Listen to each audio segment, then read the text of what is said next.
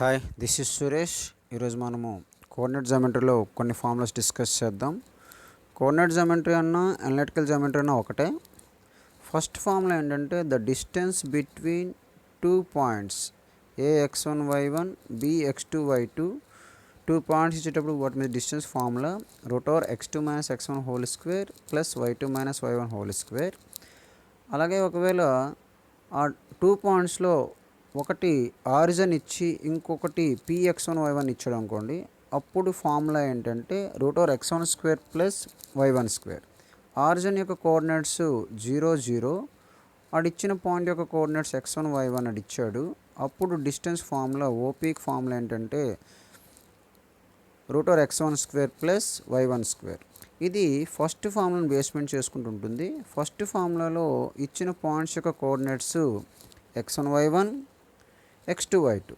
Second ఫార్ములాలో ఇచ్చిన coordinates origin కాబట్టి origin యొక్క కోఆర్డినేట్స్ 0 0, ఇంకో పాయింట్ అది ఇచ్చాడు x1 y1. కాబట్టి ద డిస్టెన్స్ బిట్వీన్ ఆరిజిన్కి పాయింట్కి distance formula x1 square plus y1 square. Section formulas మన గురించి మాట్లాడదాం. థర్డ్ ఫార్ములా మనం పెట్టుకుంది ఇక్కడ. అది మళ్ళీ రెండు రకాలుగా ఉంటుంది. ఒకటి ఇంటర్నల్గాను, రెండు ఎక్స్టర్నల్గా ఉంటుంది. ఇంటర్నల్గా అంటే దానికి ఫార్ములా ఏంటంటే the point which divides the line joining ax1 y1 bx2 y2 in the ratio m1:m2. అప్పుడు ఆ ఇంటర్నల్గా ఉండే పాయింట్కి ఫార్ములా ఏంటంటే ఇది m1 ఇది m2 అనుకోండి. ఆ p అనే పాయింట్కి ఫార్ములా ఏంటంటే m1 x2 plus m2 x1 by m1 plus m2 m1 y2 plus m2 y1 by m1 plus m2.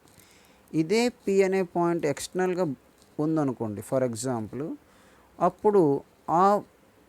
అప్పుడు ఫార్ములా ఏంటంటే p అనే పాయింట్కి ఫర్ ఎగ్జాంపుల్ ఇది a అనే పాయింట్ అనుకుందాం, ఇది b అనే పాయింట్, ఇది p అనే పాయింట్ అనుకుందాం.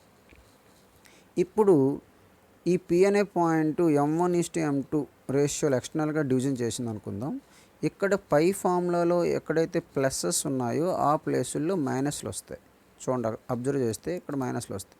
అంటే ఫైనల్గా ఫార్ములా ఏంటంటే m1 x2 ప్లస్ ప్లేస్లో మైనస్ వస్తుంది.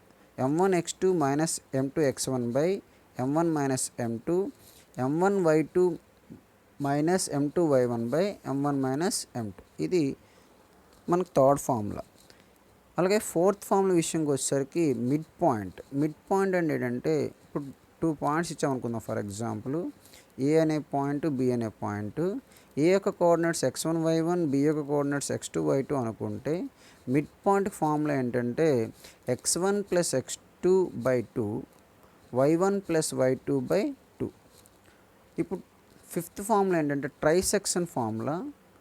ట్రైసెక్షన్ పాయింట్స్ అంటే ఏంటంటే ఒక లైన్ సిగ్మెంట్ని 3 పార్ట్స్ చేయడం. ఇప్పుడు ఇది ఏబి అనే ఒక లైన్ సిగ్మెంట్ తీసుకుందాం, దాన్ని 3 ఈక్వల్ పార్ట్స్ చేద్దాం అనుకుందాం. అప్పుడు ఆ ఈక్వల్ పార్ట్స్ చేసేటప్పుడు వచ్చే పాయింట్స్ పీక్యూ అనుకుందాం. అవి ఏ రేషియోలో ఉండాలి అని చెప్పడము. అంటే ఇది పి అనే పాయింట్ ఏబిని 1:2 రేషియోలో డివిజన్ చేస్తుంది. అలాగే క్యూ అనే పాయింట్ ఏబిని 2:1 రేషియోలో డివిజన్ చేస్తుంది. సో ఫైనల్గా మనం ఏం మాట్లాడుతున్నాం అంటే the points which divide the line segment AB in the ratio 1:2 or 2:1, those points are called trisection points. అంటే ఇప్పుడు PQని ట్రైసెక్షన్ పాయింట్స్ అంటారు. ఆ ట్రైసెక్షన్ పాయింట్స్ ఏబిని 1:2 2:1 రేషియోలో డివిజన్ చేస్తుంది. అలాగే సిక్స్త్ ఫార్ములా ఏంటంటే ఒక ట్రయాంగిల్లో సెంట్రాయిడ్కి కనుక్కోవడానికి ఫార్ములా. ఇప్పుడు ఇది ఒక ట్రయాంగిల్, ఇది ఏబిసి అనేవి వెట్సెస్ అనుకుందాం. వెట్సెస్ యొక్క coordinates x1 y1 x2 y2 x3 y3 అనుకుంటే సెంట్రాయిడ్కి ఫార్ములా ఏంటంటే x1 plus x2 plus x3 by 3 y1 plus y2 plus y3 by 3. ఇవే కాకుండా ఇంకొన్ని ఫార్ములాస్ మనం డిస్కస్ చేద్దాం నెక్స్ట్ క్లాస్లో. Thank you. This is Suresh Kumar.